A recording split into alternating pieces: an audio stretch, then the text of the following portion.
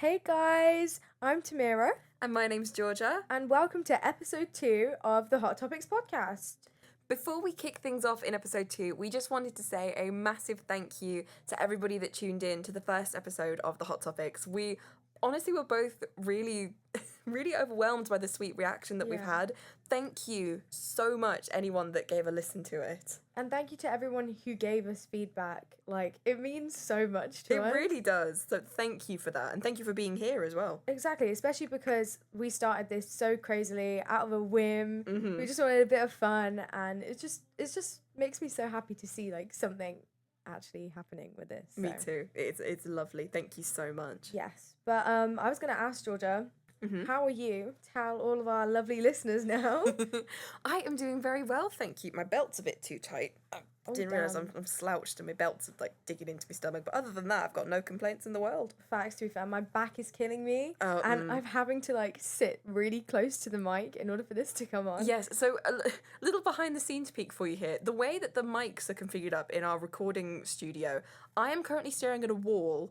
Tamira is currently staring at a window. We are not looking at each other at all because we can't because of like the way that the mics are positioned. And you know what? We realise how hard it is to have a conversation when you're not staring at each It other. is very strange talking to each other without looking someone in the eye. Like it's Literally. very weird. Very weird. But we're not going to let it stop us. Anyways, let's actually get onto the topic. Yes, exactly. So, what is the topic that we're going to be discussing today? Today, the topic is the pretty problem, beauty standards and bias.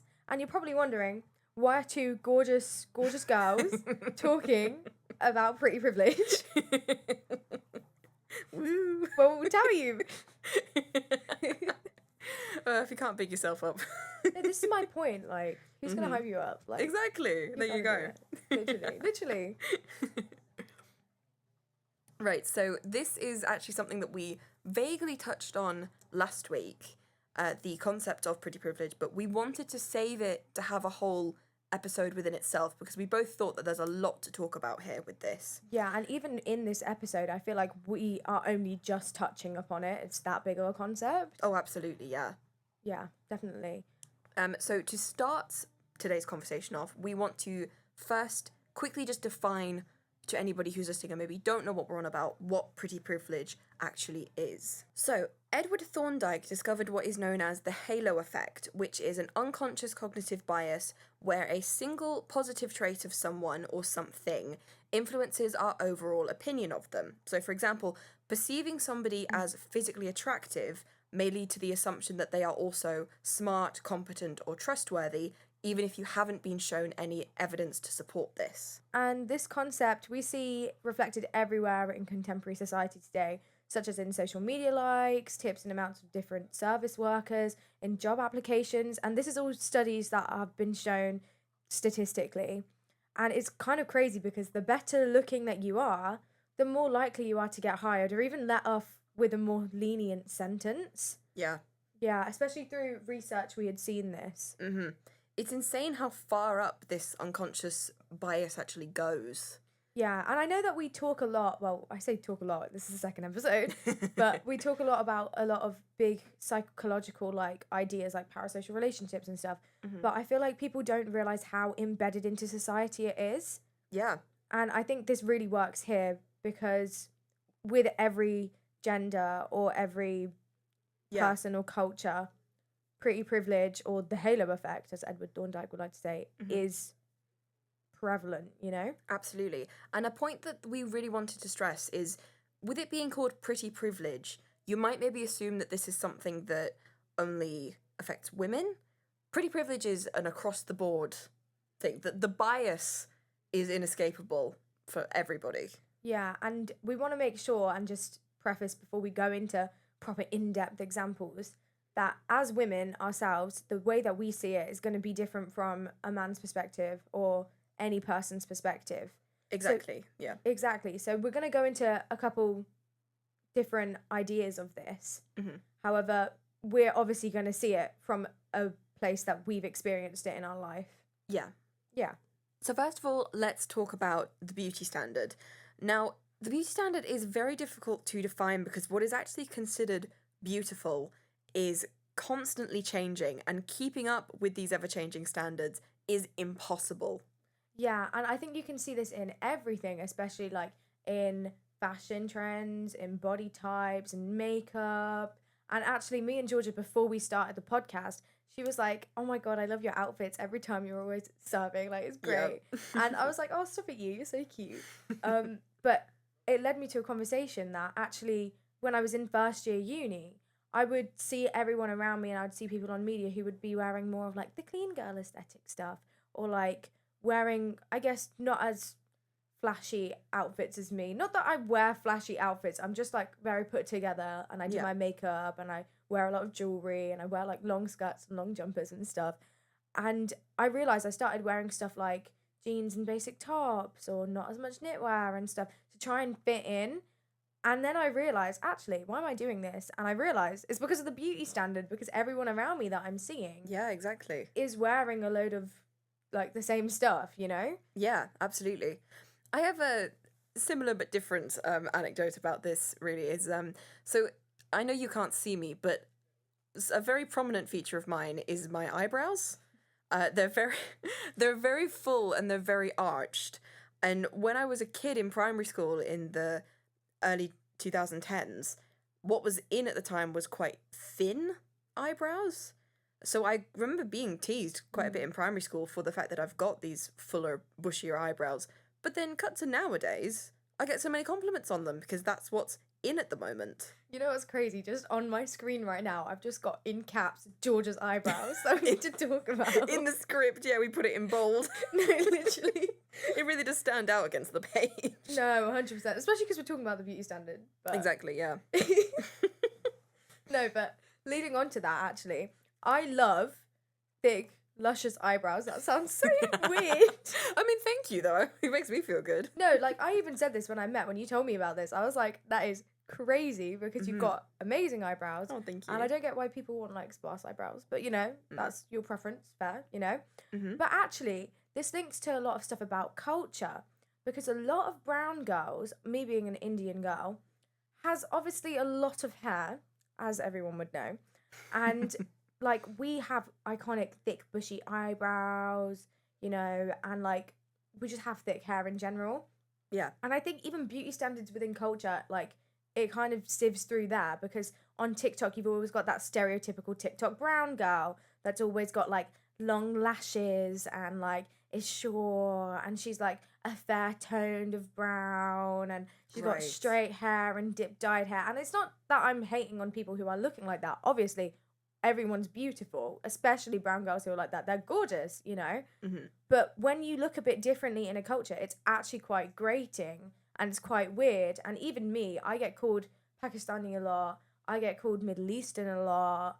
And that's a slay because they're baddies and amazing. Also, I'm Indian, and just because I look a little bit different to the TikTok brown girl status, it's quite weird that, like, this standard has been pushed on even in a different culture, you know, like even within cultures, even.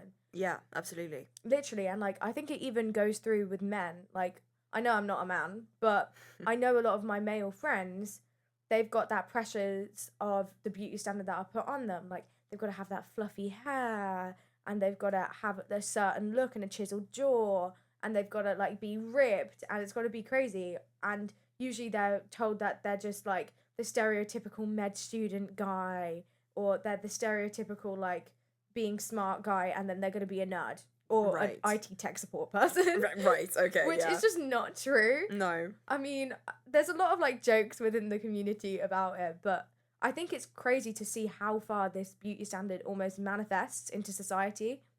Absolutely, yeah. And the big thing with beauty standards is that they are very Eurocentric. What is prized as being the most beautiful, it's often things like light eyes, straighter hair, slimmer body types, that kind of thing. Are we very prominent? Yeah, and like even think about different cultures. Many people of color are curvy. Yep. They're not necessarily just super skinny. They've got different like curly hair. Exactly. And even like that whole thing about blondes and brunettes, there's like such an attack between the two of them. Mm-hmm. It's just kind of crazy. I know like there's obviously like gingers and stuff as well. But that's not the point. Like, not to leave out the gingers. sorry, Loki, really. But yeah, no. But you see my point. I see your point. Yes. Yeah. Uh-huh. Actually, something that we wanted to talk about with this is The Summer I Turned Pretty, and the two men that are presented in that. And, okay, personal preference, me and Georgia both do not find Conrad or Jeremiah attractive. I mean, my vote probably doesn't count for much, but you know what I mean. It's because, okay, just because you haven't seen it, you still have a pair of eyes. So yeah, true. Them necessarily not our type, but also definitely not Georgia's type. I'm a lesbian, in case you couldn't pick up from that. Yeah. But, like, you know what I mean? Exactly. You're right. I have eyes. I can tell if objectively they are attractive or not. Yeah. Yeah. But the thing we wanted to talk about is that I think his name's Gavin Castellano. I'm pretty sure. Yeah. He's Italian, actually. Like, I mean, he's American Italian. And he's the one that plays Jeremiah. Yes, right? he is. Of the two lads. He's the one who's like got the curly hair and like is really muscly and then like eyes. And to be fair, he's got pretty eyes. I'll give you that. You know. But like, there's people online who's like, he's not even pretty. He's not even like this. And like, they're contrasting him to Conrad, who's got that classic blonde, light eyes look. You know, that young Leo look type of thing. A more Eurocentric type of handsomeness. Yeah. I suppose. Yeah, and it's not that they're obviously both attractive in their own lights or unattractive in their own lights, you know, fair. Yeah. But I think it's so crazy the fact that there's that contrast between the two, and it's all upheld by this beauty standard idea. Yeah. Mm-hmm. And it's like, why does it matter? You know what I mean? Yeah, because is it that because people are online are very much Team Conrad when he is the one that is more, I guess, conventionally pretty? Or is it just because, I mean, to be fair, in the show, I agree, like, spoiler alert, Jeremiah does cheat on Belly, you know. Oof. 100% understand why Jeremiah gets hate. Because, like, yeah, but both of them kind of aren't, like, I'm low-key team not Belly, I can't lie. She's kind of a bit stupid, but that's not the point. Like, also, why is her name Belly? Is it short for something? Or is it's she actually Isabel. called Her real name's Isabel. Oh. I can't lie, that is the worst nickname And she for got Isabel. to Belly? Yes. Oh, God. All right, well, if it's making her happy, I suppose. I mean, she gets both brothers. She's just pulling an Elena, you know? Which is crazy, but, yeah, basically, back onto topic. Sorry, we went on a tangent there. It's okay. Yes. I was going to say, like, linking this to the beauty standard almost, how do we know what is the beauty standard? Because it's always changing. Exactly, it's always changing. I mean, a big thing that, and we'll talk about this more later, but body types, the fact that body types are even able to go in and out of fashion, I think is just absolutely sickening. I mean, because you think back to 90s, heroin chic was the look. Yeah, oh my God. Which is insane. But then, nowadays, it's almost like it's trickling back. No, it is. And, like, even look at the 2000s. Yeah. Like, for example, I mean, I know I want to talk about this in a later episode, about, like, the Friends cast and how they would go to Pilates and then Jennifer Aniston had the Jen salad that she would eat religiously, like, every single day for 10 years on that set. Oof. And it's crazy because, like, they all wanted to maintain this whole skinny image, you know? And, like, it's changed and now it's kind of trickling back. Yeah, it was like, I feel like we got sort of, well, I'm not going to say that we got better for a while, but it's gotten worse as of late. Yeah. With people really favouring slimmer body types. It's horrible to see. And, like, this, again, possibly something else for a future episode, but the rise in eating disorder content on social media is honestly scary. It actually is. Like, it's horrific. It's terrible. And I'm like, I thought we left all of this in, like, 2012. Why is it back? No, literally. And I think, to be honest, though, history tends to repeat itself. Like, us as historians would know this. Exactly, yes. But, like, I think even with trends, even, like, fashion trends, like, leather jackets were in and now they're out, and baggy jeans were in and now they're out, flared jeans were in, and Well, they were out and then they were in. Are they in it? Okay, I was going to say, don't say flared jeans are out. Like all of my trousers are flared. I do love flared jeans, but no, they were in, and then they went out to skinny and baggy, and then they came back in. You know? Yeah. I mean, even like we're talking about jeans, I feel like everyone was. Oh, you're right. Yeah. Sorry. Everyone was so anti skinny jeans for a long time, and now I see people accepting them again. I am sorry. I am so anti skinny jeans. Honestly, I think I am as well. I hate them. They are torture. And I don't know why anyone would wear them. Yeah. No, I'm there with you on that. I don't know why I was dressing as a 12-year-old in them. I can't lie. It was bad. Yeah. But again, sorry, another tangent there, but just to bring it back round to the whole idea of constantly changing standards, but the theme throughout, I think, all of these constantly changing standards is the idea of Eurocentric beauty. Yeah. And I mean, there's a long history to that would take us, I think, just an entire episode to unpick the systems that are in place that have made that the way that it is. Yeah. But we want to do a bit of a case study in this episode. Dum dum dum. Dum dum dum. Because specifically, we want to talk about someone who is very much in the news recently, which is the actress Sydney Sweeney. Good genes or good genes? Exactly. Yes. Yeah. That's precisely what we want to talk about. No, literally. I'm sure everyone has seen or heard of this whole debate about Sydney Sweeney, and was it an American Eagle commercial? I think it was. Yes, it was. So this all started. This all started in the summer. I think this is something that's sort of been rumbling for a while, but has really come back into public debate recently thanks to an interview that she did, which we will talk about in a moment. So this all started when she did an advert with American Eagle jeans. Yeah, and the whole branding behind it. Sorry. No, sorry. Okay. Again, this is hard because we're not looking at each other, so we can't tell. We I have know, no cues. So bad. So if we talk over each other, that's why. Yeah. But yeah, so the whole branding behind it was Sydney Sweeney has good genes. Exactly. And they said it exactly like how I said it just then. Yeah, no, exactly. That was honestly pretty bob on. Yeah, drama degree, guys. It's paying for itself. 100%. That's what the whole plan is. Exactly. But yeah, and this kicked up a bit of controversy because the optics of, in this political climate, a white, blonde-haired, blue-eyed woman talking about how she's got great genes didn't really go over very well. No, and especially because she, her mass appeal recently has been to, how do you explain them? It's just gone out of my head. Right-wingers? That's it, yeah. Basically, I think the thing is she didn't really say anything about this. And throughout whilst this whole debate was going on, basically it ended up with with Sydney Sweeney developing a fan base or defenders who were, on the whole, right-wing men. Which is crazy. Yeah, who basically took the stance of this is ridiculous, I don't understand why people are upset about this, she's done nothing wrong. Yeah, and I mean, I think it's probably stemmed quite early on, I mean, I haven't really been following Sydney Sweeney's journey, No, nor I, to be fair. But obviously, the way that I first heard of her was from Euphoria. I've never watched it, but I've seen clips. And the way that she's almost presented in all of them is, her, there's a lot of, female nudity in it. There's a lot of nudity, full stop, in it. And I think there was a lot of criticism back then about why Euphoria even has it. It's meant to be about high schoolers. Yes. And why are they kind of acting like that in a weird way? Yeah, exactly. So I think she's always been a figure of, not controversy, but a figure of debate, I think, because she shows her body off, which obviously she's got every single right to do. Yeah. But that has sort of made her a talking point.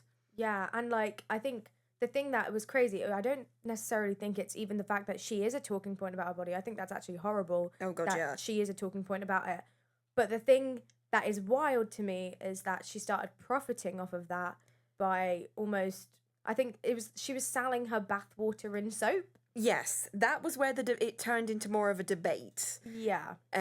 Because you on one sort of side of this, you had people saying, well, if men are already sexualizing her, why shouldn't she sell soap with her bathwater in it, you know? Yeah. You know, if she's already being sexualized, might as well make some money off of it.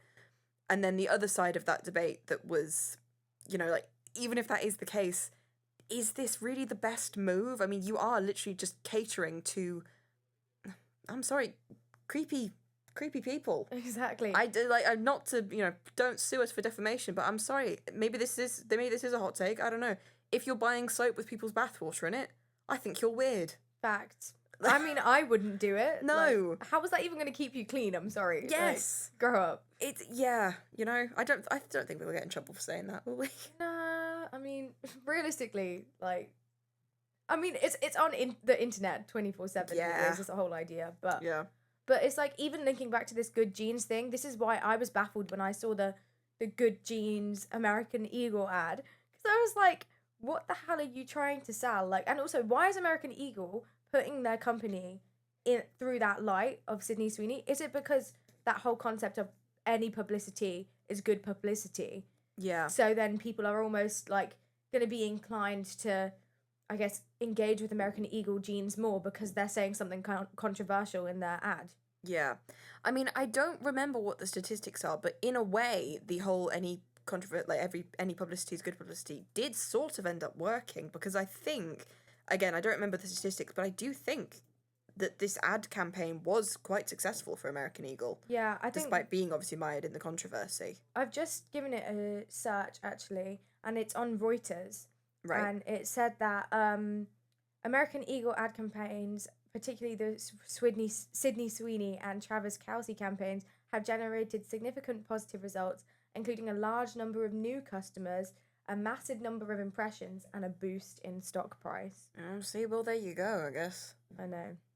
As long as people are talking about it, I suppose that's what the companies want. Yeah, I guess so. Like, it increases, like, publicity for it. Yeah. But I think a way that I'm almost critiquing it alongside, and a way that a lot of people in media have been, is through the whole Cat's Eye Gap commercial. Yes. Where I think it was, their tagline was better in denim. And I can't lie, I have watched it many times. I have too. It's such a fun advert. I know, and the dance and the music, and it's beautiful, and it's turned into TikTok trends, and so much love to Cat's Eye. And I feel like people are like, this is how you do a jeans ad, you know? Like, Yeah. Because they've got, I guess, people of colour, people of different ethnicities. It's not so explicitly saying, my jeans are better than your jeans, in a way. It's like, in a way, it's no weird undertones in that advert. Yeah. And sorry, can I just quickly say, because I know that my dad will be listening to this, Cat's Eye is a girl band. just because just in case. No, facts, to be fair. Girl band. And Yes. they celebrate, like, the, what's it called, like, loads of different cultures in it. Yes, Yeah, I mean, to be fair, they're all gorgeous baddies, so I can't help it. They are, yes. But then, interestingly, because this is something else that we were talking about, to problematize that advert, despite people claiming, like, oh, see, no weird undertones to this advert, it's inclusive, it's fun, this is how you sell jeans. I did also see some people point out the fact that in that video, there are no models in the denim who are, like, plus size. There's no body diversity amongst that group at all. Yeah, and I think it's something that we kind of need to be aware of. I feel like people online are always going to be like, this one's better than this one. Yeah. You know, like, just exactly what we said about parasocial relationships last week. Exactly. But I think also we need to acknowledge that, yes, okay, Cat's Eye are gorgeous and they're celebrating inclusivity, and I'm not saying anything against them. No. I do think that especially culture and the beauty standard these days are going back from celebrating all body types to celebrating that whole Eurocentric, skinny, you know, like, glorified body type image. Yeah. Yeah. Exactly. So, back to Sydney Sweeney then. Why has this all come back around, this American Eagle controversy? Why are we still talking about it, even though this ad came out months ago now? Well, very recently, Sweeney sat down in an interview with journalist Catherine Stofel and was asked, just to sort of paraphrase what Stofel said, she said, the criticism of the content of the ad in this political climate was that white people shouldn't joke about genetic superiority. And then she said to Sweeney, since we were talking about this, I wanted to give you the opportunity to talk about that. And Sweeney replied, I think that when I have an issue that I want to speak about, people will hear. Which is baffling. People, yes, people were not happy with this response. Yeah, and to be honest, I'm not really happy with that response either. And I think probably from her, like, PR team and stuff, they probably told her not to speak out about it. Yes. But I'm sorry, if there's a concept that you're literally perpetuating in an ad that you're happy with, you kind of have to speak on it. Yeah. I think, I don't know. It's an interesting response to that question, definitely. I think it's a very PR answer. I think obviously she's been, I don't want to say obviously, but I assume she's been told by her PR team to just not mention the controversy. Yeah, and this interview was actually talking about her most recent movie. I can't remember the name of the movie, Georgia. What was it again? Was it Chrissy? Yeah, Chrissy. Oh, I feel bad that I can't remember it because we're about to talk about the film as well. Oh, let me have a... Yeah, hang on. cheeky Let's little just quickly search. find out. Oh, see, why didn't we write this? We wrote everything else down. I know. Don't worry. I found it. The name is Christy. Yes, perfect. We would think we were just confused because it's her character. It's also the name of the film. I know. Got it confused. Stressful, but it's like Elvis, you know? Yes, exactly. Yeah, when that film came out. Elvis was such a good biopic, can I just say? Oh, did you like? I didn't really like it. What are you saying? Sorry. It was amazing. Great. Right. Yes. So in this film, Sydney Sweeney is obviously playing the titular character, and the movie's a biopic. And this woman was she's still alive. Was a boxer, and the film looks at her struggles with domestic violence. Yeah, which I think, to be honest, is quite an interesting topic to go into, and I think it Yes. is quite an interesting movie. I mean, personally, I really haven't watched it. No, neither of us have seen it, but it's a good Concept. Exactly, it's a good concept, but the film has flopped spectacularly. Yeah. It has been a complete and utter box office bomb, and a lot of people are saying, well, the people that, would have gone out to see a film like this, who, generally speaking, would probably be a more left-leaning, this is a film that probably would appeal to a more, like, left-leaning audience, and that group of people aren't really fans of Sydney Sweeney. Yeah, especially since the whole American Eagle commercial and her Yes. selling her bathwater Yes. and stuff, and the fact that she isn't always speaking out on it as well. Yes. She's doing it for profit. Mm-hmm. The audience... Yeah, I'm sorry. No, The audience that Sweeney has garnered for herself by remaining, I guess, silent on these issues has been, broadly speaking, more right-wing men. I Yeah. mean, Trump has spoken out in defense of Sydney Sweeney and this jeans advert, which I think is quite telling. Yeah, I mean, we're not gonna go into that. No, we're not gonna look at that too much. But when your audience is right-wing leaning men, you can't really be expecting them to turn out in droves to a film about a harrowing biopic about, like, a lesbian boxer's story Yeah. of domestic abuse. Yeah, especially since, like, the laws and stuff that are trying to be passed and everything. Like, Yep. Oh, yep. but we're not gonna get into that. You don't want to set me off. No, we'll be here all afternoon. Exactly. But a big, and see, this is where we're going to bring it all back round, a big element of this is I've seen a lot of people online saying pretty privilege has failed Sydney Sweeney.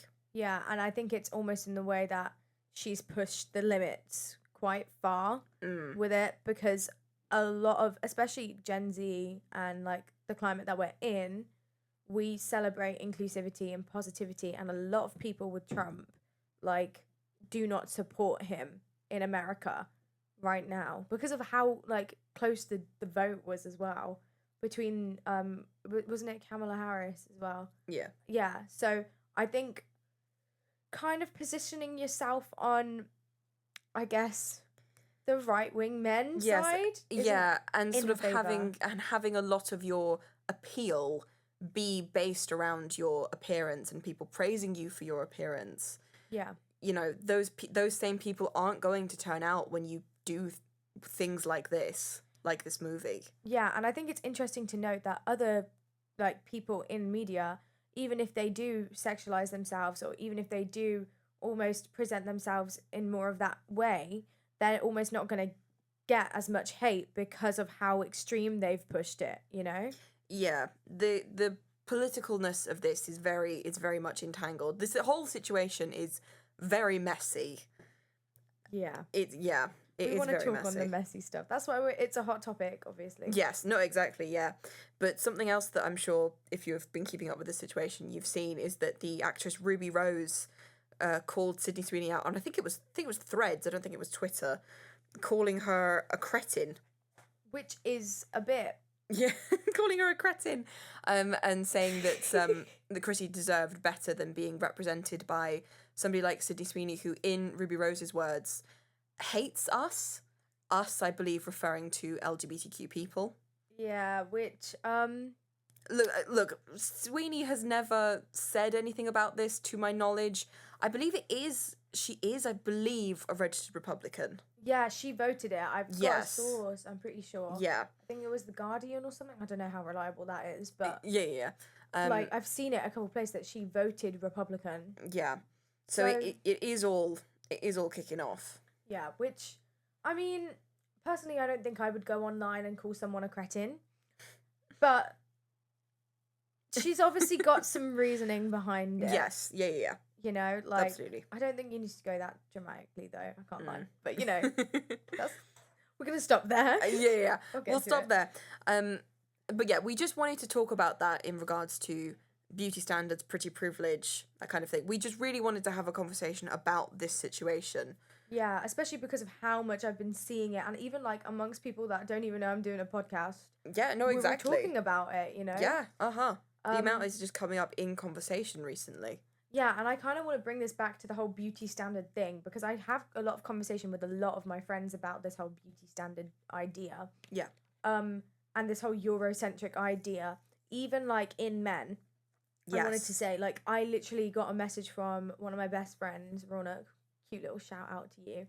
I was telling him about how in one of my screenplays for one of my modules, I've kind of written a character that's kind of like him, basically.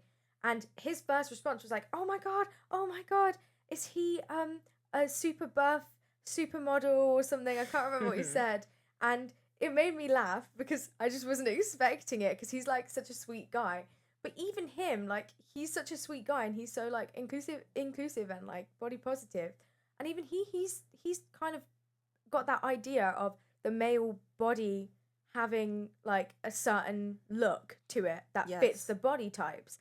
And we kind of wanted to go into that with the Eurocentric idea of like men's ads, for example. Yes. Like Calvin Klein. We did some research before we started this, and all the male models are all like got a six pack and have like massive arms, and they've all got that brooding chiseled. Oh God. Chiseled. What adverts were you looking at? No.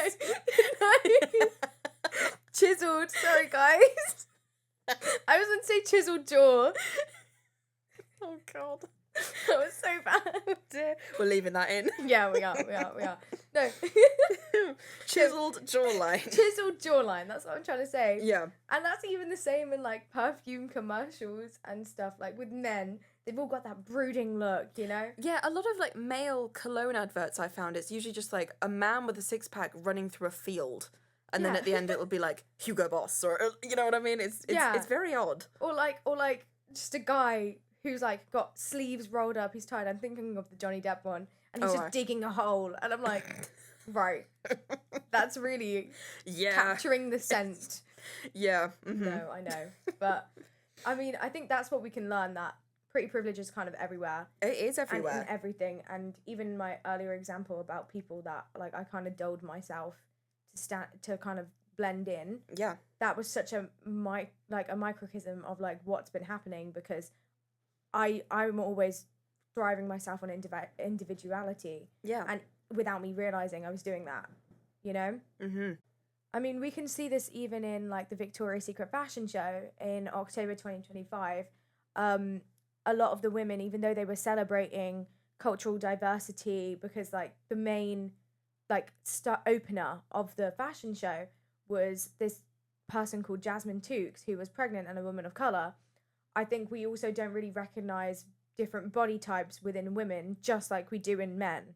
Yeah. You No, know? absolutely. Yeah. With the Victoria's Secret fashion show that happened this year, there were, I think you could like count on one hand the amount of like plus size models that they had. But then you look at these models and these women are not even like plus size. They're just curvy. It's just like a Yeah. different body type, I you know, know. but we're deeming them as plus size. It's so odd to me. No, I know, me too. And I think, to be honest, there's always been a bit of a discourse behind this with clothing brands like Victoria's Secret and Lounge and stuff. Yes. Um, and I do want to like add that, of course, there is steps of inclusivity that's happening, but I just don't think we're quite there yet. We are not. No. Like you said, steps are being taken, but I feel like we are a frustratingly long way from being anywhere close to where we need to be. The thing is, though, I do really have this vision that although obviously inclusivity we all want, there's always going to be people out there who are almost going to hate that from happening, you know? Yeah. And I think we can see that even through Sydney Sweeney's like Christie film. Like, I think people hating on her because she's taking the side of people who are hating on them. Yes. It speaks volumes, you know? Yeah. And like the thing with the Sydney Sweeney thing is you said like she's taking the side of, and I've seen people say like, oh, well, she's not taking anyone's side because she's not saying anything. And it's like, well, see, that's the thing. She's not saying anything. Yeah. And, you know, so people are then sort of transplanting what she's doing or not doing into their own narratives, which it has worked out in her case to be, she's become a bit of a darling for the right wingers. I know, and I mean, I guess necessarily that's not a bad thing if that's what she wants to do, but it is. Yeah, I mean, I guess for... if that's what she wants, yeah, then she's succeeded. I know, but I don't really necessarily think that's what she wants. I think she just wants to be current and popular. Yeah, I don't know. It's hard, isn't it? Yeah. Celebrities, how well do we know them?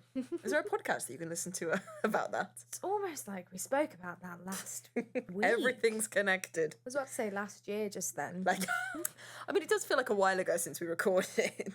But we literally recorded like less than a week ago, so. I know, yeah, it's literally been days. Oh, God. So, just to draw everything together then, pretty privilege, biases, standards. It is bloody hard to unpick this stuff because it is everywhere, so deeply ingrained into our lives. Yeah, and it's also ingrained in media, in social media, just every day. And I mean, I do think that's quite bold of us talking about it because it's so big of a concept. Exactly. I mean, this episode's only been about half an hour and there is loads more that we could still talk about that. This topic is huge. Yeah, exactly. Yeah. It might even be something that we come back to. Yeah, on probably. like a future episode. Might do a little series. Yeah, it's possible because this is just such a massive talking point. Yeah, definitely something you can sink your teeth into. Yes, absolutely. But as we were saying, we need to also recognise your own biases with this, okay? Yes. Because this is the only way that we're going to be able to unlearn this. You've got to call yourself out, which is kind of hard with it. And rather than, I guess, jumping to the defense of a celebrity that isn't necessarily doing what you stand for and believe in, that's necessarily, do you think that that's morally right for your morals? Yeah. Yeah. Absolutely. A big thing that we did want to stress is that beauty is subjective. And I think it's really important to place your energy towards individuality. Yeah, I 100% agree with that. Especially like looking at my past, like I've said. Yeah. And I think the way that we can do this is also by like listening to people that kind of promote that. Like I know that I listen to Spencer Barbosa and she's a baddie. She's an icon. She seems lovely. Yeah, and I think yours is Izzy Rogers. Yeah, she's someone that I wanted to mention. I follow her on Instagram. She just does a lot of really great content about body positivity and feeling comfortable in your own skin. I think having people on that, because I mean social media can be such a cesspool of negativity and just all manner of horrible things. Finding people online that just make you feel good, that spread messages of positivity and acceptance. Yeah. I know it's cheesy, but genuinely scrolling through the accounts of people like Izzy Rogers or Spencer Barbosa can make you feel a little bit better about yourself. Yeah, and also just knowing that I know that it can't be unlearned necessarily. No. But the fact that we're conscious about it and spreading awareness of it, I Yeah. think really helps, I guess, media and just anything really Yeah. become a bit more positive. Yeah, absolutely. Well, I guess that's the end of our episode. Yes, today. that is where we are going to leave things off. And now, last week when we were talking about parasocial relationships, we recommended Misery by Stephen King, and then Tammy, you also recommended You. Yeah, and The Traitors, I think. And The Traitors, yeah, I think we both said that. But we were trying to think this week if there was like a movie or a book or something that we wanted to recommend, and we actually just ended up coming up with some songs that we wanted to recommend instead. Like, I really like Pretty Isn't Pretty by Olivia Rodrigo. Mm-hmm. And me and Georgia had this whole chat about Scars to You're Beautiful by Yes. Lucia Cara. Exactly. Yeah, like, that helps us through our dark days. I mean, it's a good song. I remember crying to it when I was like 12 years old because I was like, oh my god, she sees me. Oh my god. Oh my I'm goodness. finally seen. But also just like watching stuff and things that actually give representation of your body type and of Yes. who you are. Yes, you know? no, exactly. Like, I know for me, I'm always celebrating the Indian baddies that are in TV Absolutely. shows. So Yeah. do whatever makes you happy, really, I guess. with that. Exactly, yeah. Yeah. Exactly. Well then, guys, I want to say thank you so much for listening to us yap again. Yes, exactly. If you are still here, thank you very, very much. We appreciate it. And we also appreciate any feedback or any episode ideas that you guys want. Just send us a message on Instagram. Yes, or leave it in the comments. Yeah, or leave it in the comments. And yeah, I guess we'll see you next time. We shall see you next week. Bye. Bye.